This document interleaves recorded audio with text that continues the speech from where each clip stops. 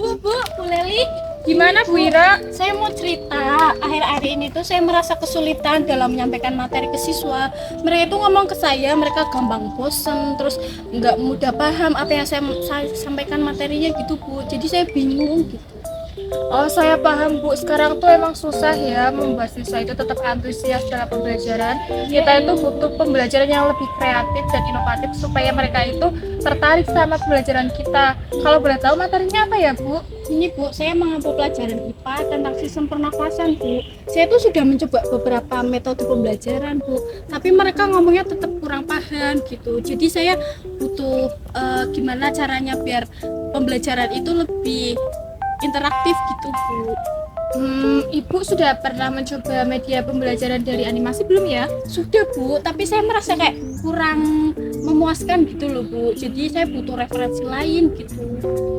Oh, kalau begitu saya punya referensi nih Bu. Ibu tahu nggak channel Ruang Belajar? Belum tuh Bu, apa itu Bu? Ruang belajar adalah solusi terbaik untuk membantu kebutuhan belajar anak dengan metode pembelajaran yang interaktif, materi yang lengkap, dan akses yang bisa dijangkau dari mana saja. Ruang belajar membantu siswa untuk memahami pelajaran dengan lebih efektif. Dengan fitur yang bisa diakses kapan saja, ruang belajar sangat fleksibel bagi siswa. Tak hanya itu, siswa juga dapat menonton sebanyak yang diinginkan hingga benar-benar paham. Ayo, tingkatkan prestasi akademik dengan bergabung di ruang belajar sekarang juga. Halo teman-teman, selamat datang di channel Ruang Belajar. Jika kalian ingin belajar materi yang belum kalian pahami seperti matematika, IPA, bahasa Indonesia, dan lain sebagainya, kalian ada di tempat yang tepat loh. Di sini, kami menyediakan video pembelajaran yang dikemas dengan cara yang praktis, interaktif, dan lengkap tentunya. Sehingga kalian bisa belajar kapan saja dan di mana saja. Yuk mulai perjalanan belajar yang seru bersama kami di Ruang Belajar. Jangan lupa untuk like, subscribe, dan nyalakan lonceng notifikasinya.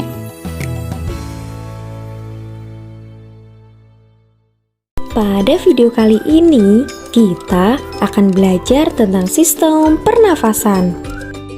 Manusia, hewan, dan tumbuhan sebagai makhluk hidup, kita perlu oksigen untuk hidup.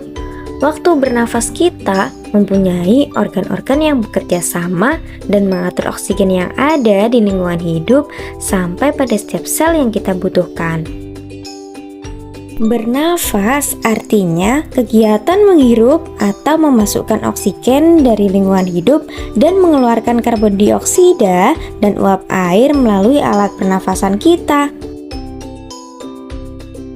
Nah, kali ini kita akan berlanjut mempelajari tentang organ-organ pernafasan manusia. Teman-teman, tahu tidak kalau alat pernafasan kita terdiri dari hidung, pangkal tenggorok atau laring, batang tenggorok atau trakea, cabang batang tenggorok atau bronkus, dan paru-paru. Melalui lubang hidung, udara mendapatkan jalan keluar dan masuk ke dalam tubuh kita. Tapi selain itu, udara bisa keluar masuk melalui mulut kita loh. Namun, jika kita bernafas melalui hidung akan lebih baik karena terdapat lendir dan rambut-rambut halus. Rambut-rambut halus itulah yang berfungsi untuk menyaring udara yang mengandung debu-debu, kotoran, dan kuman penyakit. Selaput lendir berfungsi untuk mengatur suhu udara yang masuk ke paru-paru dan mengatur kelembapan udara agar sesuai dengan kelembapan tubuh. Hidung juga jalur yang terhubung dengan alat pernafasan berikutnya, yaitu tenggorokan. Tenggorokan merupakan alat pernafasan manusia yang kedua. Pada tenggorokan terdapat laring atau pangkal tenggorok dan batang tenggorok atau trakea. Pada bagian dinding batang tenggorok terdapat selaput lendir dan rambut-rambut halus yang selalu bergetar yang berfungsi menghalangi benda-benda asing yang akan masuk ke paru-paru. Pernahkah kalian tersedak? Ya, betul sekali. Tersedak merupakan gerak refleks untuk mengeluarkan kembali benda atau makanan yang masuk melalui saluran pernafasan. Sekarang, siapa yang tahu gerak refleks? Gerak refleks adalah gerak cepat dan otomatis yang menanggapi rangsangan dari luar organ.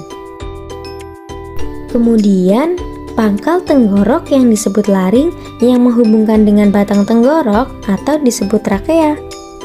Pada ujung trakea terdapat bronkus yang percabangannya menghubungkan trakea dengan paru-paru kiri dan kanan. Paru-paru terletak di dalam rongga dada. Jika kita menghirup udara, maka udara masuk ke paru-paru. Kemudian melalui bronkus menuju cabang dari bronkus yang disebut bronkiolus dan berujung pada gelembung paru-paru yang juga disebut alveolus. Pada alveolus ini terdapat pembuluh darah di mana terjadi pertukaran gas oksigen dan karbon dioksida.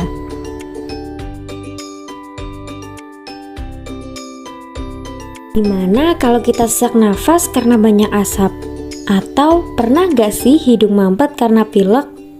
Nah, sesak nafas dan pilek adalah contoh dari jenis penyakit yang dapat menyerang sistem pernafasan kita, yang disebut juga penyakit pernafasan. Selain itu, penyakit pernafasan ada influenza, TBC, bronkitis, dan pneumonia. Influenza adalah penyakit yang cepat menular. Ciri-cirinya sakit kepala, rasa ngilu pada sendi, demam, sering bersin, batuk, pilek, dan kadang disertai muntah. Jika kita terkena influenza, kita harus minum obat, banyak istirahat, dan periksa ke dokter. Bisa juga minum air hangat, beristirahat, dan minum vitamin C. TBC adalah penyakit yang menular, jadi si penderitanya harus dikarantina. Selanjutnya, bronkitis. Bronkitis merupakan peradangan pada bronkus yang bermula di dada atau mengikuti flu yang menyebar di dada. Awalnya timbul rasa sakit di dada disertai batuk dan kadang suhu yang sangat tinggi. Biasanya perokok lebih mudah terserang bronkitis. Yang terakhir, pneumonia. Pneumonia adalah radang paru-paru akut yang menyerang tiba-tiba dan cepat menjadi parah. Penyakit ini terjadi setelah penderita terkena campak, influenza, dan bronkitis. Bernafas adalah kebutuhan utama makhluk hidup.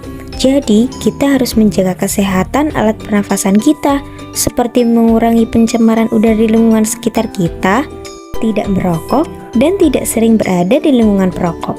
Jangan lupa pakai sapu tangan atau tisu untuk menutupi mulut atau hidung saat bersin atau batuk. Lalu, tingkatkan daya tahan tubuh kita dengan makanan-makanan bergizi, istirahat dan berolahraga secara teratur. Nah, anak-anak, cukup di sini dulu kegiatan pembelajaran kita hari ini. Sampai bertemu kembali pada kegiatan pembelajaran berikutnya. Kalau kamu merasa video ini bermanfaat, jangan lupa share ke teman-teman kalian dan tinggalkan komentar di bawah ya. Kalau ada topik lain yang kalian ingin kami bahas, tulis juga di kolom komentar. Sampai jumpa di video pembelajaran selanjutnya. Tetap semangat belajar dan raih prestasi terbaikmu bersama Ruang Belajar.